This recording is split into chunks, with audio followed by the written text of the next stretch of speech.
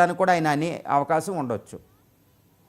And ఈ ఏడాది September 17న ఆయన 75th బర్త్డే జరుపుకోబోతూ ఉన్నారు. భారతీయ జనతా పార్టీలో ఒక సాంప్రదాయం ఉంది కదా, 75 years దాటితే రాజకీయ పదవుల్లో ఉండకూడదు అని చెప్పేసి. సో ఏం జరిగే అవకాశం ఉంది? మోదీ రిటైర్ అవుతారా మోదీ? ఇది చాలా చాలా చాలా పెద్ద ప్రశ్న అనమాట. దేశం ముందున్న అతి పెద్ద ప్రశ్న. ఎందుకు? గత 11 సంవత్సరాలుగా ఇన్సెంట్లీ అప్రతిహాతంగా మోడీ దేశాన్ని పరిపాలిస్తున్నారు. ఒక అద్భుతమైన పరిపాలన.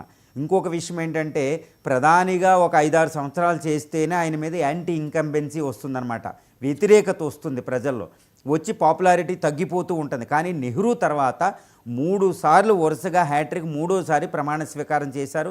ఇప్పటికి 11 సంవత్సరాలు పూర్తయినప్పటికీ ఆయన యొక్క పాపులారిటీ తగ్గలేదు. ఇది ప్యూర్ రీసెర్చ్ ప్రకారం 83% పాపులారిటీ ఉంది. ప్రపంచంలోనే ఒక గొప్ప నేతలుగా ఇప్పుడు ట్రంప్కి, పుతిన్కి, జీ జిన్పింగ్ లాంటి పెద్ద అగ్రదేశాల దేశ నాయకులకి కూడా లేని ప్రజాదరణ ఈరోజు మోడీకి ప్రపంచవ్యాప్తంగా ఉంది.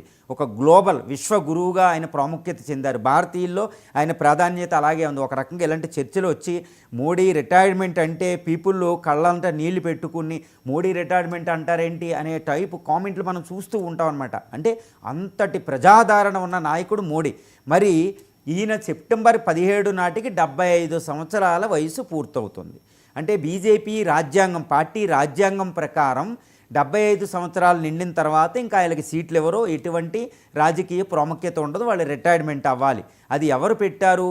ఈ మోడీ, అమిత్ షా ద్వయం వాళ్ళు 2014లో ఎన్నికల్లో గెలిచిన వెంటనే వాళ్ళు అది పెట్టారు. దానివల్లే బీజేపీకే ప్యాట్రాన్స్, అంటే బీజేపీ పార్టీని అధికారంలో తీసుకొచ్చిన మహామహులు. అందులో ఎవరంటేనండి ఎల్కే అద్వానీ. ఆయనకి ఎంపీ సీట్ ఇవ్వలేదు, గుర్తుపెట్టుకోవాలి. గాంధీనగర్ సీటు, అహ్మదాబాద్ సీట్లు ఇవ్వకుండా మోడీ, అమిత్ షాలు పోటీ చేశారు. ఆయనకి సీట్ ఇవ్వలేదు ఎల్కే అద్వానీ.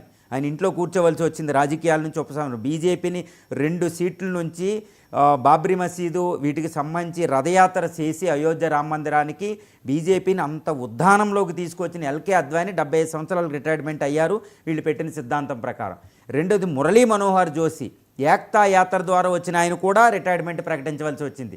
తర్వాత ఉమాభారతి, ఒక అద్భుతమైన నాయకురాలు, బయటికి వెళ్ళవలసి వచ్చింది. ఇలా బీజేపీలో 75 సంవత్సరాలు నిండిన వాళ్ళందరూ రిటైర్మెంట్ ప్రకటించారు. అది పెట్టిందే మోడీ, అది పెట్టిందే అమిత్ షా ద్వయం అనమాట. ఆర్ఎస్ఎస్ కూడా దానికి అంగీకరించింది, అప్పుడే వాళ్ళు పెట్టగలిగారనేది మనకి సుస్పష్టం.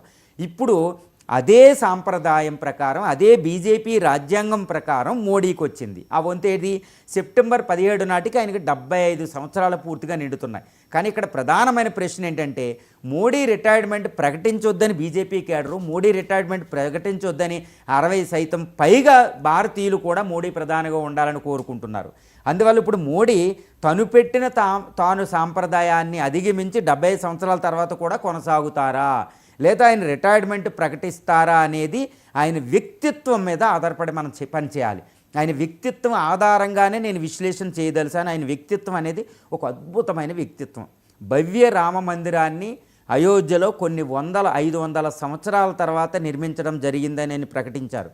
రామధర్మాన్ని తూచా తప్పకుండా ఫాలో అయ్యే వ్యక్తి మోడీ. నరేంద్ర మోడీ భారతదేశాన్ని ఒక అద్భుతమైన స్థితికి తీసుకెళ్లారు. స్వతంత్రానంతరం ఒక గొప్ప ప్రధానుల్లో ఆయన ముందు వరుసలో ఉంటారు. ఆయన ప్రధానిగా ఆయన ఎన్నైతే టాస్క్ పెట్టుకున్నారో చాలా టాస్క్ కంప్లీట్ చేశారు. దేశాన్ని అద్భుతమైన ప్రగతి పదంలో నిలిపారు. ఎన్నో కష్టాల నుంచి గట్టెక్కించారు. ఒక అద్భుతమైన ఉత్తమ నాయకుడిగా ప్రాచుర్యం పొందారు. ఇప్పుడు ఆయనే పెట్టిన రాజ్యాంగం, బీజేపీ రాజ్యాంగం అనేది ఒకటి అడ్డు, ఆయనే ఫాలో అయ్యే రాముడు ఒకటి. ఎందుకంటే రాముడు ఒక మాట అంటే మాటే. ఇప్పుడు 75 సంవత్సరాలు నిండుతున్నాయి సెప్టెంబర్ 17 నాటికి. ఆయన వ్యక్తిత్వం ప్రకారం నేను చెప్పదలిసింది ఏంటంటే, ఇప్పుడు నరేంద్ర మోడీకి ఉన్న ఒక మహోన్నత, ఒక అద్భుతమైన వ్యక్తిత్వం ప్రకారం ఆయన ఎట్టి పరిస్థితుల్లో కూడా, రామభక్తుడిగా కూడా ఆయన ఎట్టి పరిస్థితుల్లో కూడా 75 సంవత్సరాలు నిండిన తర్వాత ఆయన పెట్టిన ధర్మాన్ని, ఆయన పెట్టిన రూల్ని ఆయన అధిగమించారు. ఎవరు ఎన్ని చెప్పినా ఆయన సెప్టెంబర్ 17 నాటికి రిటైర్మెంట్ ప్రకటించే అవకాశాలు ఆయన వ్యక్తిత్వాన్ని పరిశీలించిన వాళ్ళకి అందరికీ అర్థమవుతుంది. పూర్తిగా ఆయన ఎట్టి పరిస్థితుల్లో రిటైర్మెంట్ ప్రకటిస్తారు. నా అభిప్రాయం ప్రకారం ఆయన రిటైర్మెంట్ సెప్టెంబర్ 17 ఉండదు. ఎందుకంటే సెప్టెంబర్ తర్వాత ఆయన ఒకటేనండి, ఆగస్టు 15, సెప్టెంబర్ 17 ముందు ఆగస్టు 15న ఆయన రెడ్ ఫోర్ట్ దగ్గర, ఎర్రకోట దగ్గర మనం జరుపుకుంటాం కదా స్వతంత్రోద్యమం, దానికి ఎర్రకోట దగ్గర దేశాన్ని ఉద్దేశించి ప్రసంగిస్తారు ప్రధానులు. అది సాంప్రదాయం మనకి స్వతంత్రం వచ్చినప్పుడు నెహ్రూ నుండి.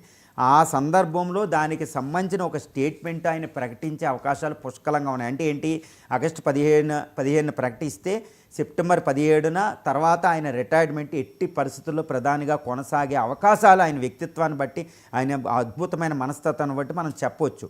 అంటే ఏంటంటే మోడీ 75 సంవత్సరాల తర్వాత ఆయన ఉండరు. అందువల్ల బీజేపీని పార్టీకి ఆయన ఒక పేట్రాన్, ఒక అద్భుతమైన నేతగా ఉండదలిచాడు. ఎల్కే అద్వానీ వాజ్పేయి తర్వాత ఒక అద్భుతమైన మూడవ నేత అనమాట ఆయన. బీజేపీకి రెండవ తరం నేతగా వచ్చారు ఆయన. దానికి సాంప్రదాయంగా భవిష్యత్తు బీజేపీ యొక్క కేడర్కి ఆయన ఒక ఆదర్శంగా ఆయన ఉండదలిచాడు అనేది ఇక్కడ తెలుస్తుంది. అందువల్ల భారత ప్రధానిగా ఆయన కొనసాగరు. రిటైర్మెంట్ ఎట్టి పరిస్థితుల్లో మనం సెప్టెంబర్ 17 నాటికి మనం చూడవచ్చు. కొత్త ప్రధానిగా వేరే వాళ్ళు వచ్చే అవకాశాలు కూడా ఉన్నాయండి. ఎంజీరావు గారు, ఈ ప్రపంచంలోనే అత్యంత శక్తివంతమైన ప్రధానుల్లో మోదీ కూడా ఒకరు.